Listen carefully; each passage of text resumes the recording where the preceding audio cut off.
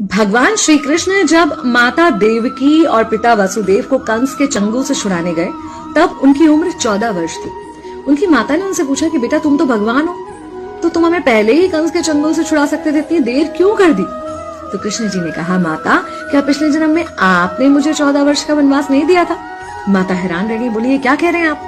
तब कृष्ण जी ने बताया कि पिछले जन्म में मैं राम था और आप थी माता कैकेयी और आप ही ने मुझे 14 वर्ष का वनवास दिया था और कर्म फल से कोई नहीं बच सकता माता, इसलिए आपको 14 साल का ये दुख सहना पड़ा। तब आश्चर्यचकित होते हुए माता ने पूछा, तो फिर यशोदा पिछले जन्म में कौन थी? कृष्ण जी ने बताया, वो थी माता कौशल्या, जो 14 साल तक अपने पुत्र से अलग रही थी। उन्होंने उस दुख को सहा था, इसलिए इस जन्म में 14 साल मैं उनके पास रहा और मेरे साथ रहने का माता और पुत्र के प्रेम का सुख उन्हें मिला। कहने का मतलब यह है कि कर्म फल से ना उस युग में कोई बचा था, ना आज कोई बचेगा।